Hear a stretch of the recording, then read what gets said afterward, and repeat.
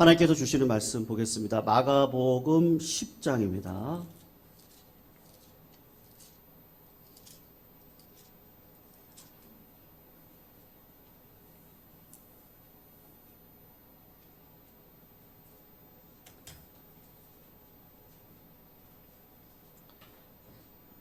(17절에서) (22절까지입니다)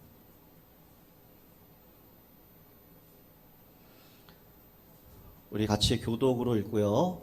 마지막 22절은 함께 읽도록 하겠습니다. 17절에서 22절. 우리 크리스마스를 앞두고요. 한 주간 예수님에 대해서 좀 살펴보겠습니다. 17절 제가 읽도록 하겠습니다.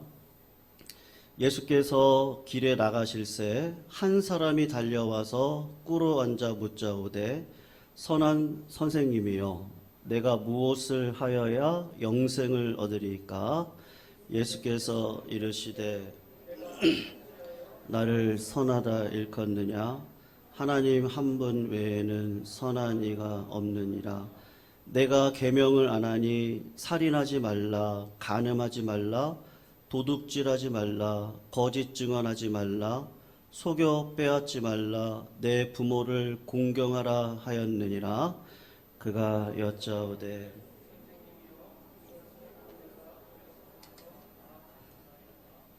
예수께서 그를 보시고 사랑하사 이르시되 내가 아직도 한 가지 부족한 것이 있으니 가서 내게 있는 것을 다 팔아 가난한 자들에게 주라. 그리하면 하늘에서 보화가 내게 있으리라. 그리고 와서 나를 따르라 하시니. 같이 읽도록 하겠습니다. 그 사람은 재물이 많은 고로 이 말씀으로 인하여 슬픈 기색을 띠고 근심하며 가니라. 아멘.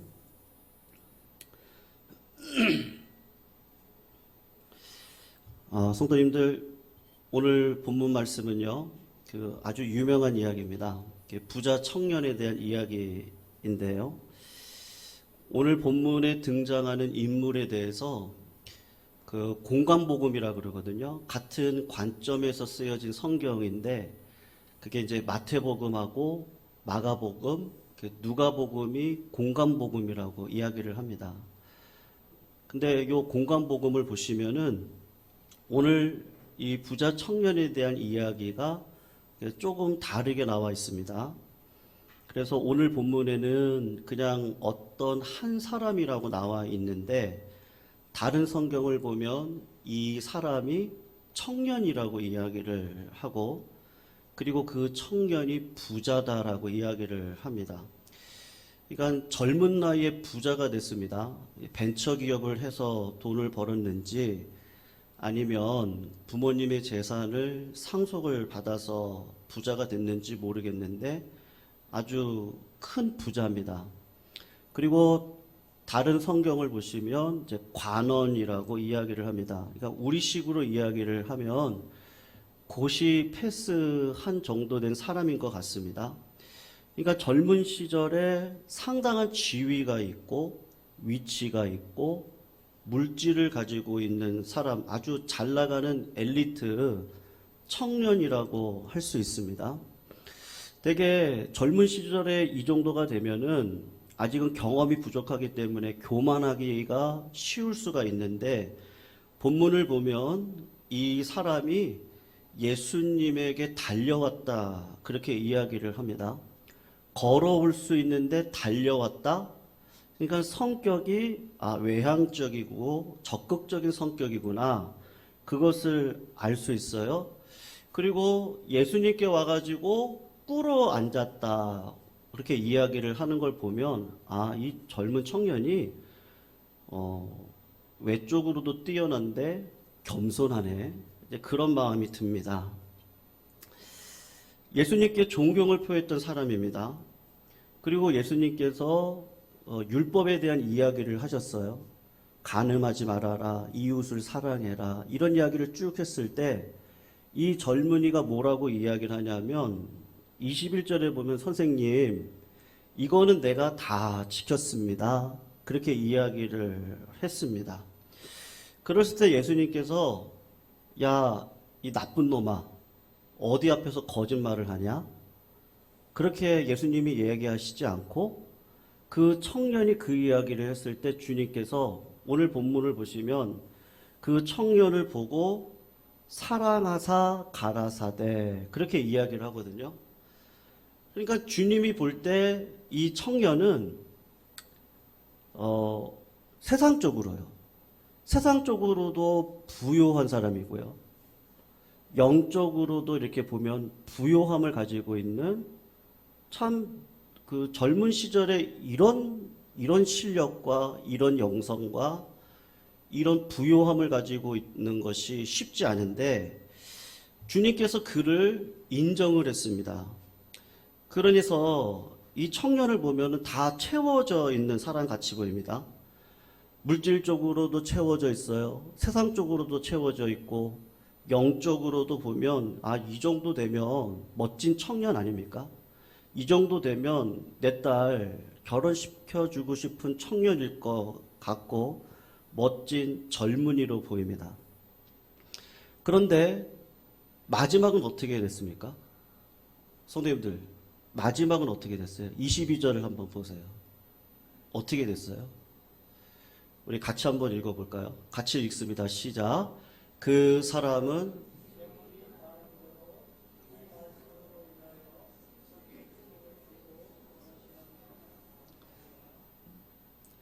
겉으로 볼 때 잘 믿는 것처럼 보입니다. 그런데 그의 믿음에 결정적인 하자가 있어요. 결국은 예수님을 떠났거든요. 겉으로 볼 때는 그럴듯하게 신앙생활을 하고 예배를 안 드렸겠어요? 이분이 기도 열심히 하지 않았겠습니까? 말씀에 대해서 순종하지 않았겠어요? 그리고 복도 받았을 거예요. 그렇게 해서. 그런데 예수님을 떠나는 하자가 있는 믿음이 있단 말입니다. 성도님, 오늘 좀 중요한 이야기를 좀 제가 우리 성도님들에게 조금 하고 싶거든요. 왜냐하면 내년도 2023년도가 우리의 삶에 있고 영적으로는 우리 교회가 내년도가 조금 더 중요한 한 해가 될 것 같은 마음이 있어서 오늘 우리 성도님들하고 조금 같이 좀 고민하는 시간을 좀 가졌으면 좋겠어요. 왜 예수님을 떠났습니까? 이 젊은 청년이요. 다 괜찮아 보이잖아요. 교회 생활을 안 했습니까? 예배를 열심히 안 드렸습니까? 봉사 안 했겠습니까? 기도 안 했겠습니까? 그렇게 해서 하나님께서 주시는 복을 받았습니다. 그런데 예수님을 떠났단 말이죠. 몇 가지 문제가 있거든요. 첫 번째로는 예수님에 대한 관점이 이 청년의 결정적인 하자가 있습니다. 17절 말씀을 성도님들 한번 보시면 이렇게 이야기를 합니다. 17절에 보면 예수께서 길에 나가실새 한 사람이 달려와 꿇어 앉아 묻자오되 예수님을 가리켜서 뭐라고 이야기를 하죠? 선한 선생님이요, 그렇게 이야기를 했습니다. 그럴 때는 18절에 보시면 주님이 이게 관점을 바꿔주시는 거예요. 예수께서 이르시되 네가 어찌하여 나를 선하다고 일컫느냐. 하나님 한 분 외에는 선한 이가 없다, 그렇게 이야기를 합니다. 그냥 겉으로 보면 예수님께서 겸손하게 나는 선한 선생님이 아니니까 하나님께만 영광을 돌려라, 그렇게 이야기하는 것처럼 들리지만 우리 주님이 지금 이 부자 청년을 향해서 관점을 바꿔주고 있는데 우리 주님 지금 이 청년 만났을 때가 십자가에 달려 돌아가시기 최소 2주 전이에요. 그러니까 최대 2주 전이에요. 1주 전일 수도 있고 2주 전일 수도 있습니다. 여러분, 주님이 3년 반을 사역을 하셨는데 주님이 행하신 기적들이 있어요. 오병이어의 기적이 있었어요. 죽은 자 나사로를 살렸어요. 안진뱅이를 일으켰다고요. 눈먼 자의 눈을 뜨게 하신 예수님이십니다. 인간이 그렇게 할 수 있습니까? 사람은 그렇게 못해요. 그러니까 주님이 지금 무슨 이야기를 하느냐 하면, 네가 지금 나를 선생으로 보고 있는데 예수는 선생이 아니에요. 하나님이라는 거예요. 왜 나를 선한 선생으로 봅니까? 하나님으로 봐야 된다. 그런 식으로 지금 접근을 하고 있는 겁니다. 우리가 신앙생활을 하는데 겉으로 볼 때 그럴듯하게 신앙생활을 하지만 성장이 없습니다. 변화가 없습니다. 왜 변화가 없습니까? 예수님을 그냥 세계 4대 성인 중에 한 사람이죠. 선한 모델 중에 하나로 생각하시는 분들이 있습니다. 이런 잘못된 예수에관은 아무리 선한 공로, 깨끗한 삶을 살다고 할지라도 절대로 구원에 이르는 신앙을 가질 수가 없습니다. 구원의 은혜를 누리시려면요, 정말 내 심령 가운데 평안을 누리고 기쁨으로 신앙생활을 하시려고 한다면 예수님을 완전한 인간이지만 완전한 하나님으로 믿고 이 땅을 살아가는 은혜가 우리 가운데 꼭 있으셔야 됩니다. 우리가 예수님을 모델이라고 말할 때 그 속에 엄청난 우리 가운데 있는 교만이 있거든요. 예를 들어서 예수님이 우리의 모델입니다. 우리의 실제 삶에서 예수님을 모델로 닮아갈 수 있는 사람이 이 땅 가운데 있습니까? 예수님을 모델로 삼고 그분을 쫓아서 우리의 삶을 진행해 나갈 때 깨닫게 되는 게 뭐죠? 저는 그렇더라고요. 나는 예수님처럼 못 살는구나. 나 예수님처럼은 안 되는구나. 이제 그걸 깨닫게 됩니다. 내 힘과 능력으로 주님을 쫓아간다? 그게 너무 힘이 들어요. 무슨 말이냐면요, 예수님을 하나님으로 모시지 않고 모델로 살아가려고 할 때 깨닫게 되는 게 뭐예요? 내 안에 불가능함이 보여요. 내가 힘으로 살아갈 수 없다는 걸 깨닫고 능으로 살아갈 수 없다는 걸 깨닫습니다.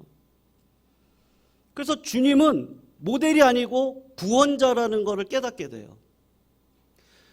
제가 대학 시절에 학부 1학년 때 우리 체육 수업이 있었거든요. 첫 학기 때는 테니스를 배웠고 둘째 학기 때는 수영을 배웠습니다. 근데 제 동기 중에 하나가요, 수영장 가가지고 30m짜리거든요. 왔다 갔다를 해야 되는데 수영을 하는데 진짜 거짓말 하나도 안 보태고요. 이 스트로크 있잖아요. 이 손 스트로크를 진짜 막 미치도록 해요. 발로 이거 치는 거 있잖아요. 물장구를 치면서 앞으로 나가야 되는데 손과 발을 그냥 막 합니다. 근데 신기하게도 그 동기 친구가 1cm도 앞으로 안 나가요. 네. 수영을 하는데 1cm도 앞으로 안 나가요. 아무리 힘을 줘도 1cm를 안 나가는 친구가 진짜 있더라고요. 여러분, 그 친구에게 제가 옆에 가가지고, 야, 수영 그렇게 하는 거 아니야. 스트로크를 이렇게 해야 되고, 고개를 이렇게 올려가지고 숨을 쉬어야 되고, 발은 이렇게 해야 돼.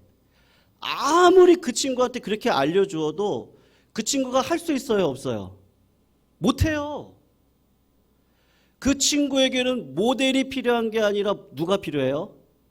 구원자가 필요한 거예요. 그 친구에게 제가 가서 목덜미를 뒤에서 딱 잡아가지고 끌어서 바깥으로 살려내야 되는 겁니다.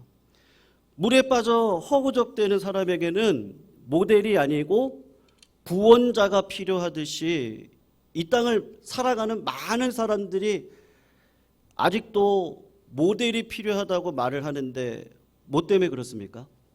사실은 내 마음 가운데 아직도 어떤 마음이 있냐면요, 내가 할 수 있다라고 하는 어떤 교만함이 있기 때문에 그런 겁니다. 그래서 로마서 3장 10절은 이렇게 얘기를 해요. 기록된 바 의인은 없나니 하나도 없습니다. 깨닫는 자도 없고 하나님을 찾는 자도 없고 다 치우쳐 한 가지로 무익하게 되고 선을 행하는 자가 없나니 하나도 없습니다. 사도행전 4장 12절을 보면 다른 이로는 구원을 받을 수 없습니다. 천하 인간의 구원을 얻을 만한 다른 이름을 우리에게 주신 일이 없습니다. 그런데 이 부자 청년은 예수님을 바라볼 때 당신은 모델이죠. 구원자가 아니에요. 그러니까 예수님을 가리켜서 뭐라 그래요? 선한 선생님이요. 결정적으로 예수님이 하나님이라는 것을 몰랐어요. 우리의 구원자라는 걸 몰랐습니다. 사랑하는 성도님들, 우리 주님 누구세요? 주님은 같이 따라 볼게요. 주님은 구원자입니다. 구원자의 길을 믿으시기를 축원합니다. 예수님은 구원자이세요. 그리고 또 다른 거 하나가 잘못된 게 뭐냐 하면 구원관이 잘못되어졌습니다. 이 청년의 구원의 전제가 뭐냐? 17절 하반절을 한번 보시면요. 그렇게 얘기를 합니다. 선한 선생님이요. 그러면서 영생을 얻을 때 어떻게 이야기를 하고 있어요? 내가 무엇을 하여야 영생을 얻겠습니까? 그렇게 이야기를 하고 있습니다. 영생을 얻는 방법을 내가 잘하면요. 내가 말씀에 순종하면요. 내가 복을 받으면요. 내가 봉사를 하면요. 내가 남들보다 더 많은 헌신을 하면요. 아니면 내가 어떤 직분을 가지고 있으면요. 그러면 내가 구원받죠? 하는 어떤 그런 마음이 있었어요. 내가 무엇을 해야 영생을 얻겠습니까? 행위, 업적으로 구원을 받는다. 그렇게 생각을 하고 있는 거예요. 그러니까 뭐예요? 남들보다 도덕적인 자신감이 충만합니다. 이 청년은요. 예수님이 그 청년의 마음을 알았어요. 이 청년이 도덕적인 자신감이 너무 크네. 그래서 21절을 한번 보실까요? 우리 같이 한번 읽어볼게요. 21절 같이 한번 읽습니다. 시작. 예수께서 그를 보시고 사랑하사 이르시되 내게 아직도 한 가지 부족한 것이 있으니 가서 내게 있는 것을 다 팔아 가난한 자들에게 주라. 그리하면 하늘에서 보화가 내게 있으리라. 그리고 와서 나를 따르라 하시니라. 아멘. 예수님께서 자신만만해하는 이 청년에게 재산을 다 팔고 가난한 자들에게 주고 나를 쫓으라고 이야기를 합니다. 여러분, 물질은 중요합니다. 물질에 대해서 신년 예배 때 제가 말씀을 드리려고 하는데요. 내년도 우리 성도님들이 물질을 하나님 앞에 잘 계획하셔야 됩니다. 그러면 하나님이 복을 주십니다. 믿으시죠? 네, 첫해 신년 예배 때 물질에 대한 이야기를 하려고 하는데 오늘은 뭐 지금 가난한 자한테 다 줘야지 구원받는다. 지금 행위로 구원받는다는 얘기가 아니잖아요. 그러니까 주님이 지금 하고 싶은 이야기가 있는 거예요. 이 청년이 가지고 있는 탐심도 문제가 있는데 그것보다 더 문제가 뭐냐면 이 청년이 가지고 있는 도덕적인 자신감을 주님께서 폭로하고 싶은 마음이 있는 겁니다. 그럴 때 주님이 쓰시는 방법이 뭐냐 하면 네가 죄인이라는 거 그거를 깨닫게 하기 위해서 질문으로 이야기를 하시는데 딱 한마디 이야기를 한 거죠. 가난한 자들에게 나눠주고 와라. 그러니까 여기에서 딱 걸리는 거예요. 여러분 하나님을 사랑하면 이웃을 사랑해야 돼요. 맞죠? 예, 요번에 제가 금요일날도 말씀드렸는데 저기 연예인 중에 이승기라고 하는 분이 있잖아요. 이분이 뭐 회사 간에 좀 무슨 문제가 있어서 50억을 받았습니다. 근데 그 50억을 지금 그 돈이 필요하신 분들에게 기부를 하셨어요. 참 괜찮은 청년이에요. 예. 뭐 그렇게 한다고 구원 받나요? 그건 아니거든요. 그런 문제는 아닌데 이 부자 청년이 가지고 있는 게 뭐냐면 내가 어떤 사람보다 나는 괜찮은 사람이야. 그 마음이 늘 있어요. 그래서 주님이 이야기하는 거야. 네가 그렇게 괜찮은 사람이라고 생각하지?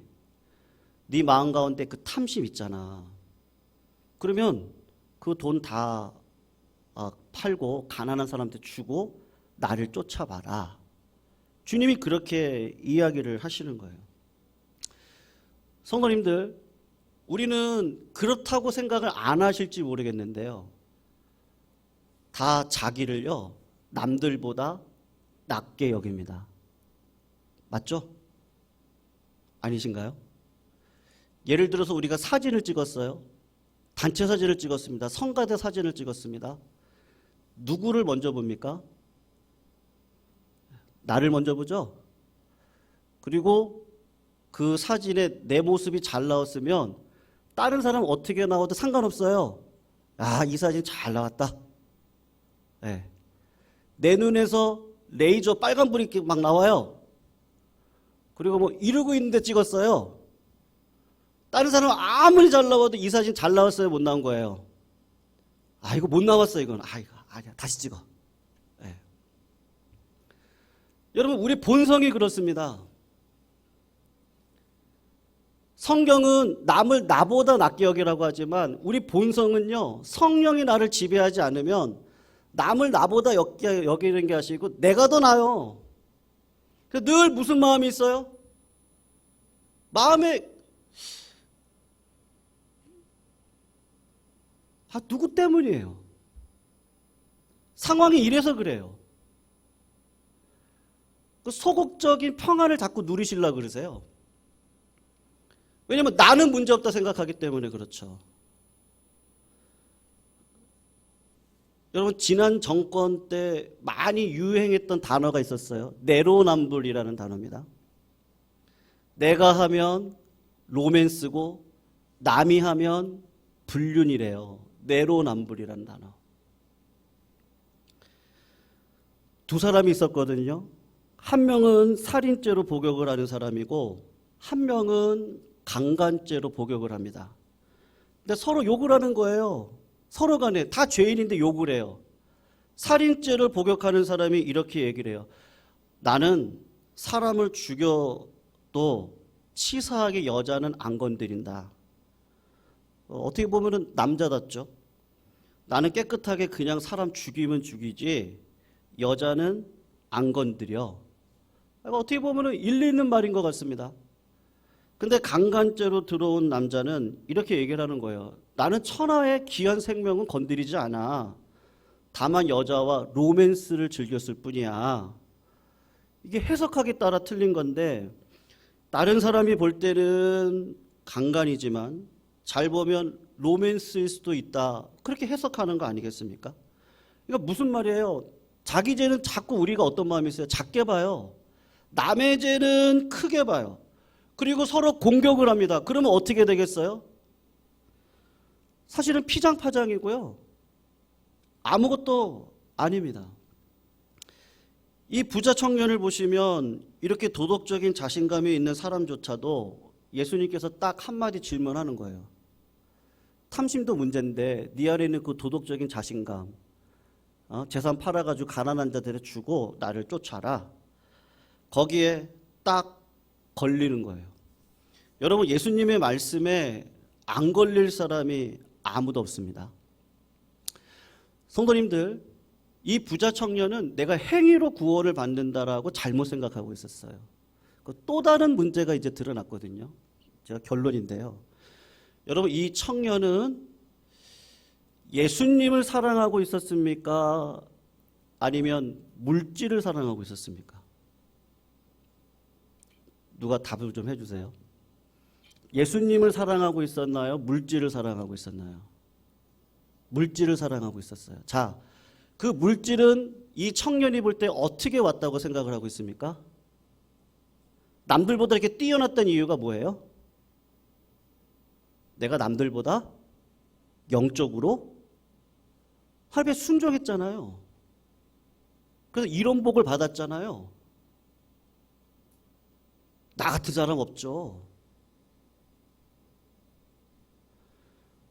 겉으로 볼 때는요, 탐심, 그 사람이 물질에 문제가 있는 것 같아요. 근데 그것도 맞아요. 근데 진짜 문제는 뭐죠? 영적인 부요함을 하나님이 은혜로 주신 거예요. 청지기로 주신 거예요. 근데 그 부요함을 어떻게 사용하는 거예요? 나는 다른 사람하고 달라요. 그러니까 내가 다르다는 걸 예수께서 증명해 주기를 원하는 마음이 있었던 거였어요.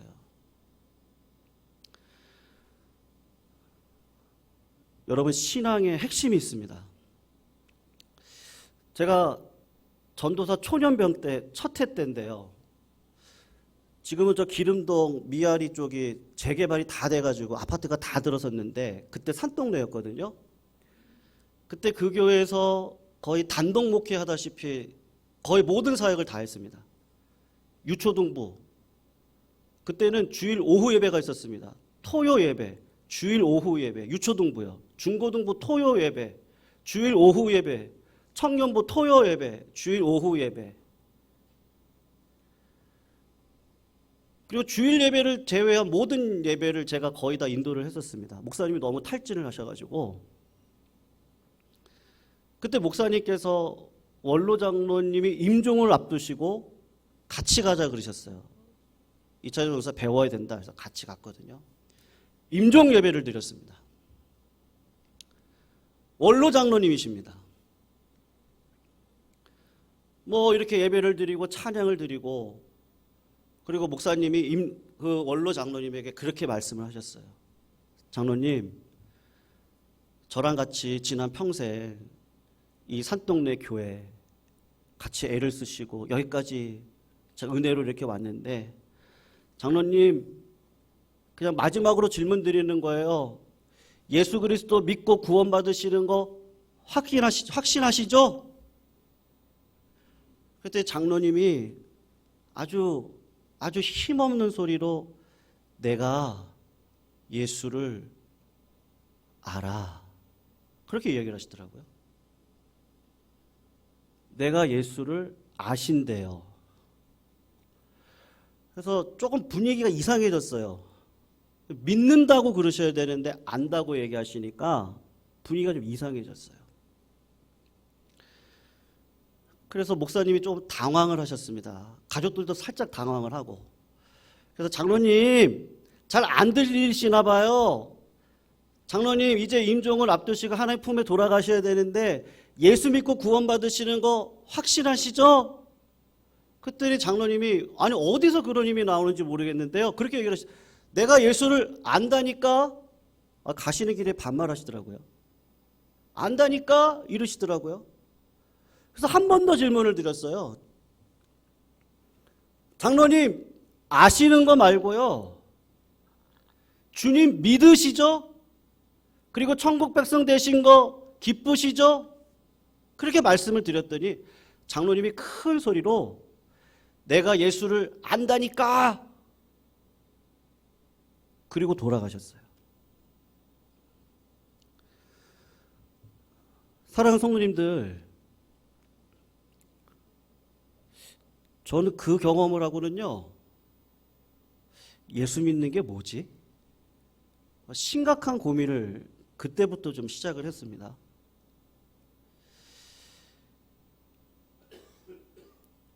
여러분, 예수 믿는 게 뭐죠? 부자 청년을 한번 보세요. 예. 교회 생활 열심히 했어요. 아마 믿음의 가문이었을 거예요. 그리고 헌금도 열심히 하셨을 거예요. 봉사도 열심히 하셨을 거예요. 저희 때는 뭐 하루에 3장, 공부하기 전에 3장 읽고 성경 읽고 그리고 공부하고, 또 3장 읽고 공부하고, 그렇게 교사 선생님들이 알려주셔서 그렇게 했거든요. 아마 그렇게도 했을 거예요, 이 청년은요.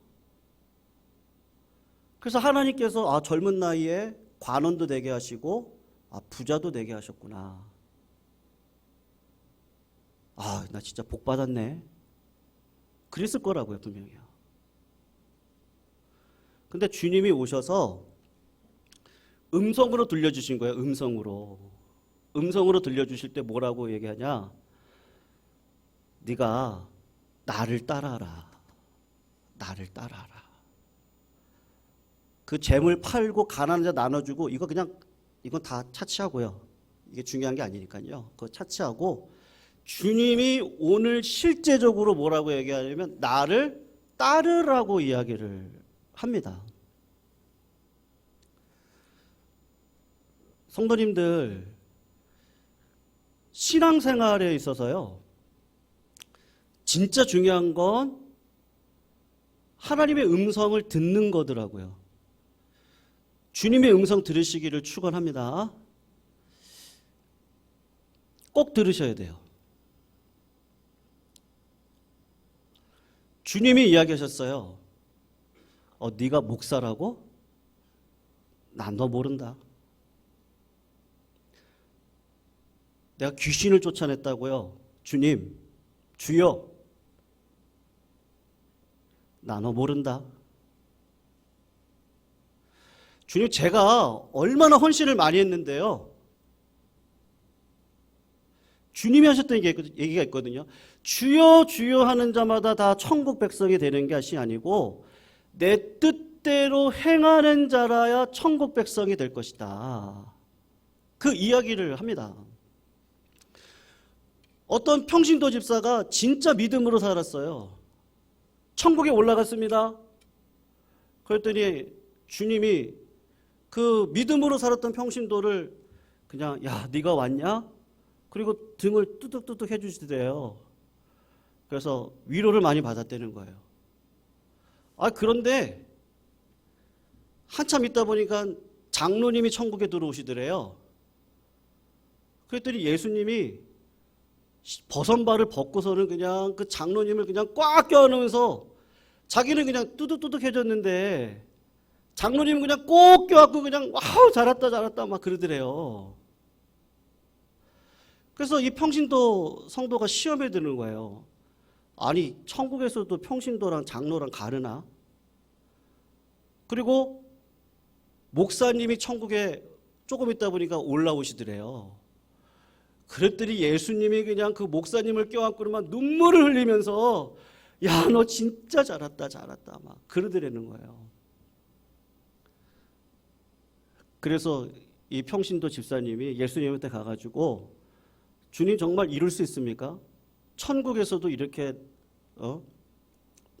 차별을 하십니까? 제가 평신도라고 저를 이렇게 하대하십니까?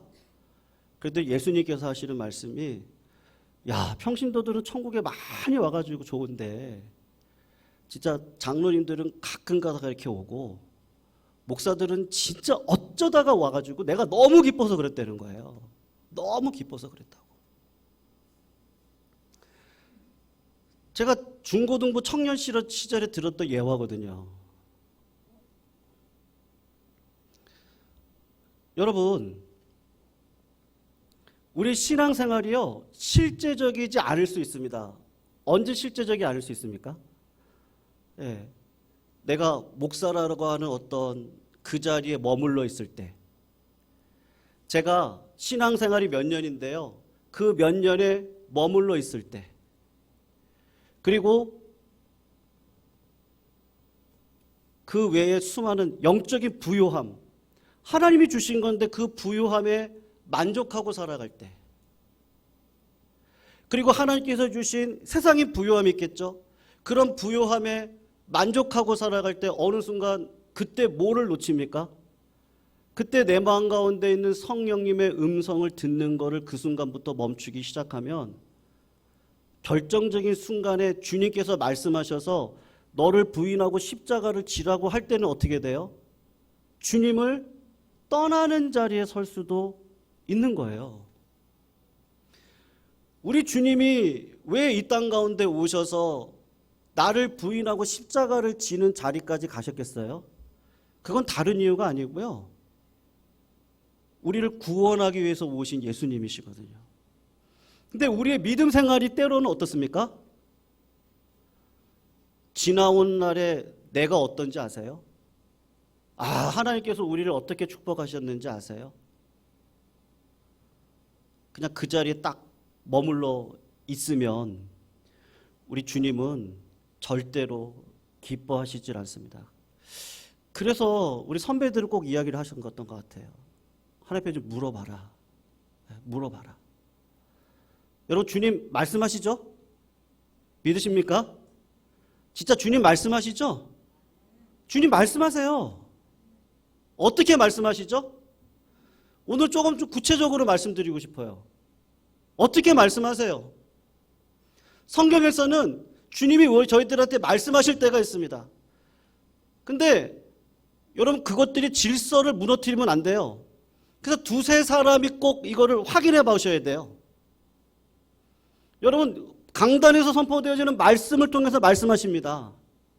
목회자를 통해서 말씀하십니다. 권위가 있습니다. 권위 안에 말씀되어집니다. 그리고 10년 가운데 말할 수 없는 탄식으로 성령님이 우리에게 말씀하십니다. 그리고 사람들을 통해서 이 상황 속에서 말씀하시는 게 있습니다. 기도 가운데 말씀합니다. 찬양 가운데 말씀하십니다. 감동을 주십니다. 여러 가지 사람들이 저희들에게 하나님께서 말씀해 주십니다. 근데 말씀이라고는 권위 앞에 있습니다. 단순히 말씀이 내가 순종하면 하나님 나한테 이런 복을 주시지, 그렇게 하지 않으세요. 그렇게 할 수도 있고 안 할 수도 있어요. 저 중요한 건 뭐예요? 그 말씀이 인격이에요. 어떤 성도님 말씀하시는데 물질이 인격이라, 맞아요. 물질도 인격이고 말씀도 인격이고 관계도 인격이고 모든 게 다 인격이에요. 그 인격 안에서 실제로 교제하고 살아가는 은혜를 가지고 살아갈 때 아니 하나님 앞에 묻지를 않아요. 그리고 하는 얘기가 뭐죠? 나 목사인데, 내가 몇 년 동안 봉사했고,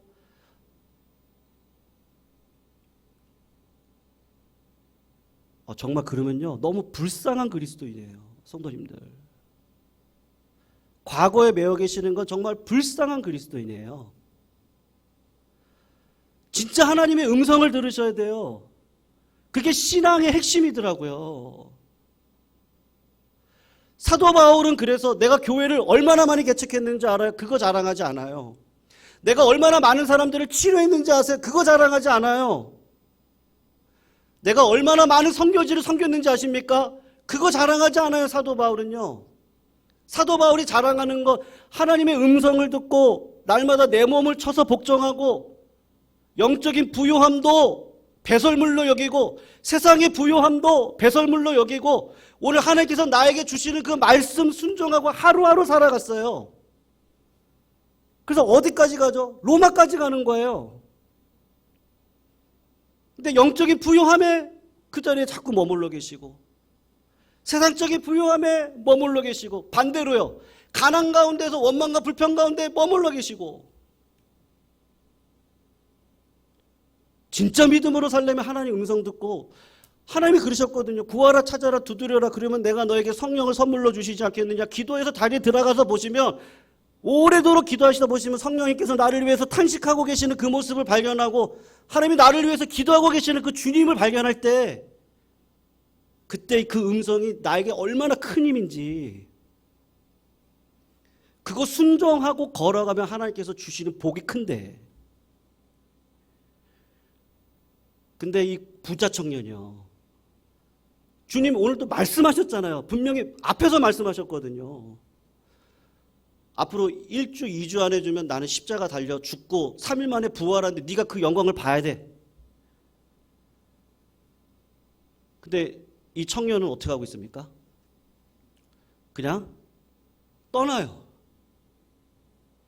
왜냐하면 마음 가운데 주님의 음성을 듣고 싶은 마음이 없어요. 내가 목사라고 하는 이 영광,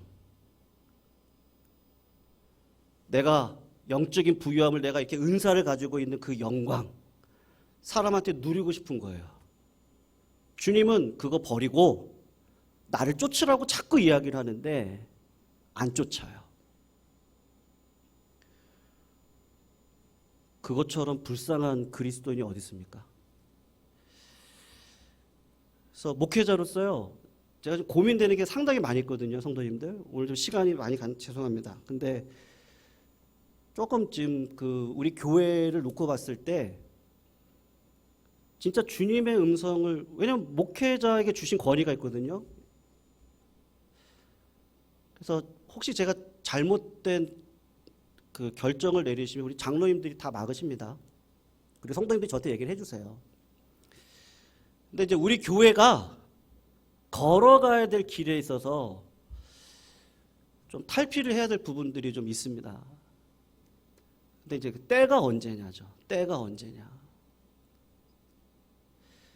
실제적인 고민이 좀 있거든요.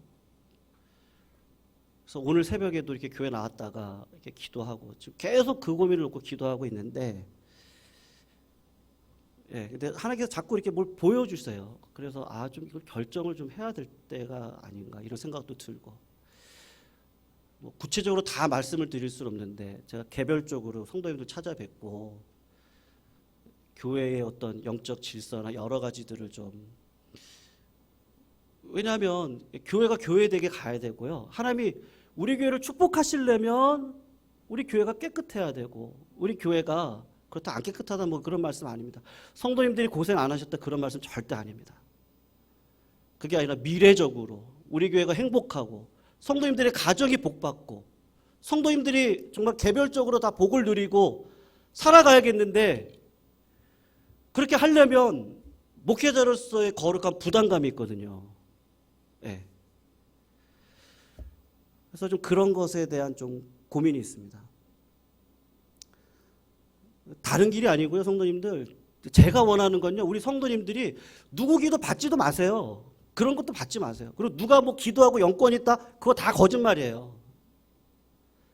내가 기도받아요. 내가 기도하고요, 내가 하나님 만나셔야 돼요. 그거 없으시면 안 돼요. 이 청년도 물주기를 가지고 왔지만 내가 예수님 만날 기회를 놓쳐버린 거거든요. 그거 아니면 안 됩니다. 그래서 우리 교회에서 어떤 제가 담임 목사의 권위로 좀 이렇게 좀 말씀을 드리고 싶은 것들이 몇 가지가 있는데,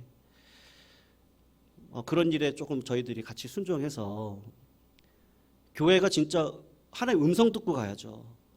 음성 듣고 능력 받고 성령을 따라 믿음으로 행하고, 누가 와서 보더라도 우리 교회가 진짜 합당한 교회고 깨끗한 교회고 십자가 자랑하는 교회고, 그럼 하나님께서 왜 책임져 주시지 않겠습니까? 왜 복을 안 주시겠어요?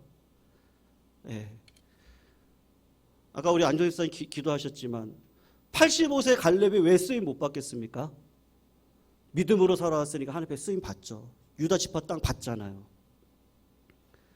문제는 믿음으로 살아갈 때 주님의 음성 듣고 가셔야 된다는 거. 오늘 이 부자 청년은요, 주님 말씀하셨는데 영적인 부요함에, 물질적인 부요함에, 주님은 자꾸 저희들에게 요구하는 거 부인하고 십자가 져라.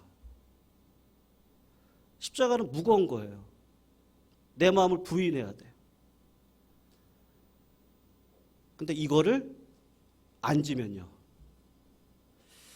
안 지면 우리 성도님들 가정, 우리 성도님 다 복 받으셔야 되는데 우리가 결단한 것들이 많이 있습니다.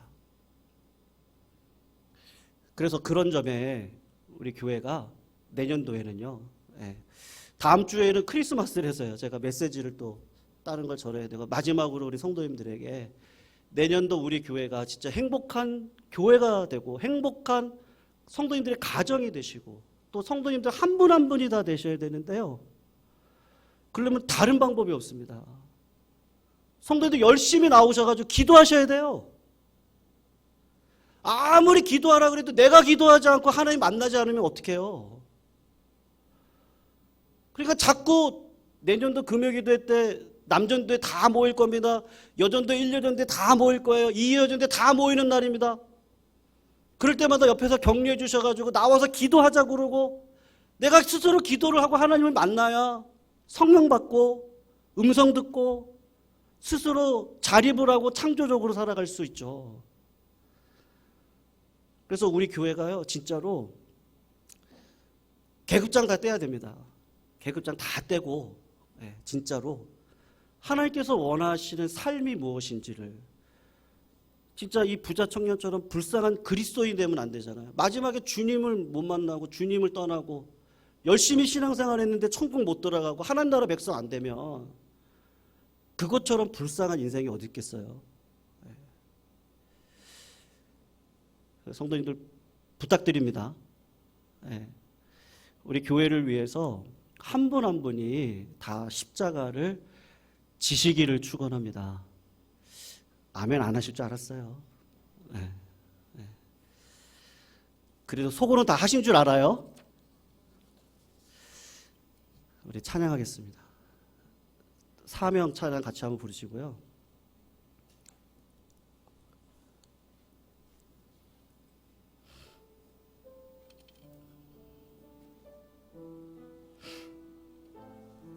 주님이 홀로 가신 그 길 나도 따라가오. 모든 물과 피를 흘리신 그 길을 나도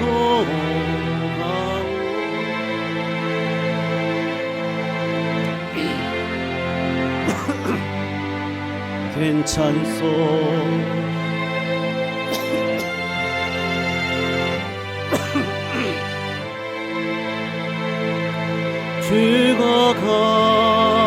죽어가는 저들을 위해 나를 길 바라오. 아버지 나를 보내주오. 나는 달려가겠소. 목숨도 아끼지 않겠소. 나를 보내주오. 우리 한 번만 더 고백합니다. 주님이 홀로 가신 그 길 나도 따라가오.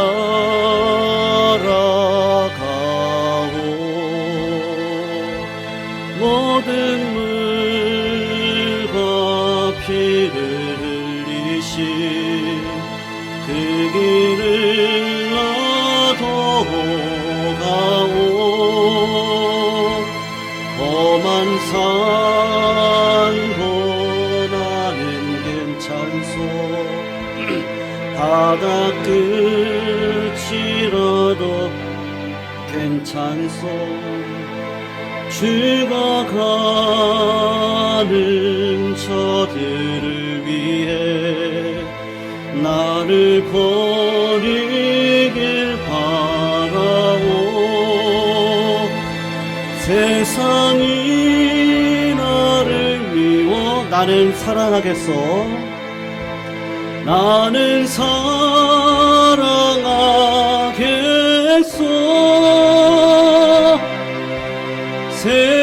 세상을 구원한 십자가 나도 따라 생명을 버리면서까지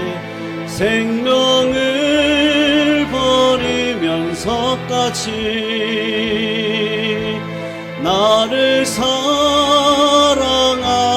당신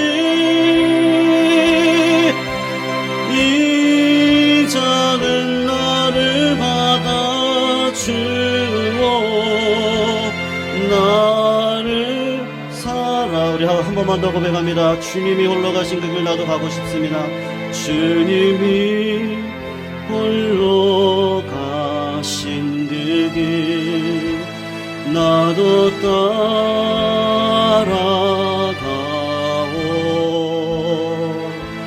모든 물과 피를 흘리신 그 길을 나도 가오. 험한 산도 나는 괜찮소. 바다 끝이라도 나는 괜찮소. 죽어가 많은 자들을 위해 버리길 바라. 아버지 나를 보내주오. 아버지 보내주오. 나는 달려가겠소.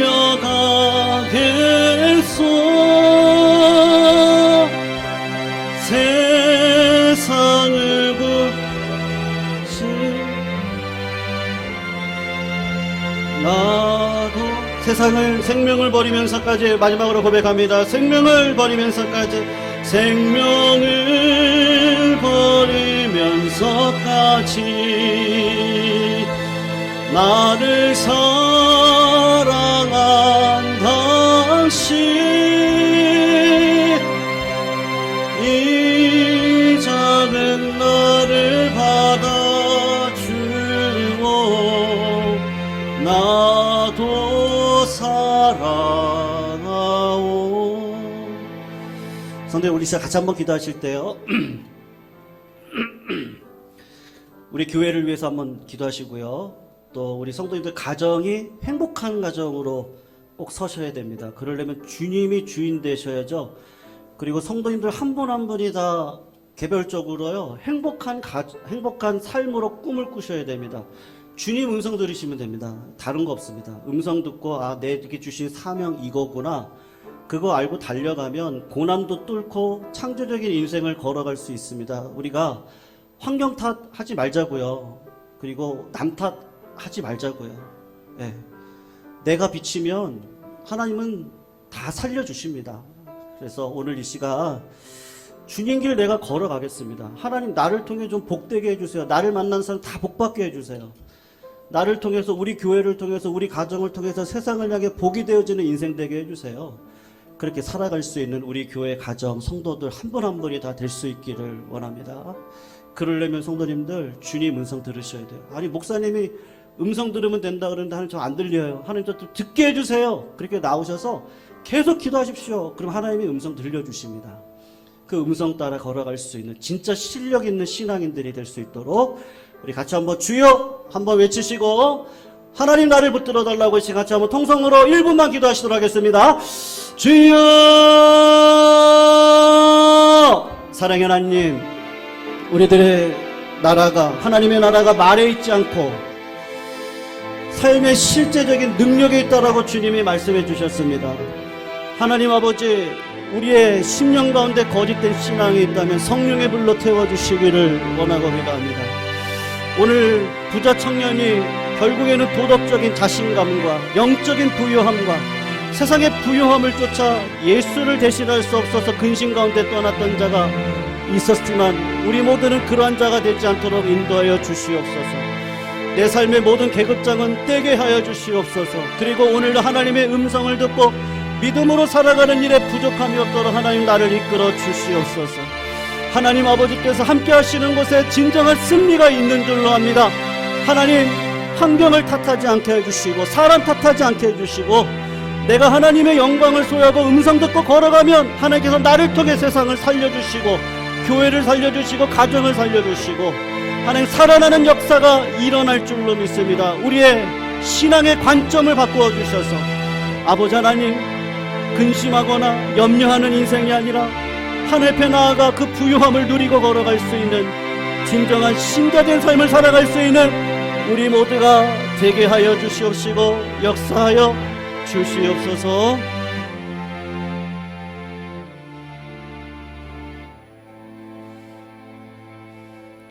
그 사람은 재물이 많은 고로 이 말씀으로 인하여 슬픈 기색을 띠고 근심하며 감이라.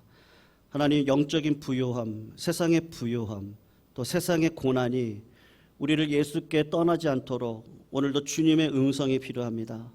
항상 기뻐하고 쉬지 말고 기도하며 범사에 감사하라는 것이 하나님의 뜻인데 아버지의 음성에 실제적으로 순종하여 삶의 참된 능력을 이 땅 가운데 드러낼 수 있는 우리 모두가 되게 하여 주시옵소서. 하나님, 개인적인 관념의 신앙도 되지 않게 하여 주시고 비교하는 신앙 되지 않도록 우리들의 삶을 바꾸어 주시고 아버지가 나와 함께 하시고 아버지가 들려주신 사명과 음성이 있다면 그것으로 살리고 살아나는 역사는 충분히 일어날 줄로 믿습니다. 하나님, 우리 예광교회를 사용하여 주시옵소서.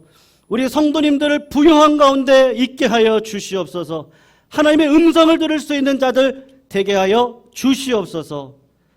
하나님 아버지, 무엇이든지 하나님 앞에 구해서 받을 수 있는 믿음의 백성들이 다 되도록 하나님 능력으로 붙들어 주시옵소서.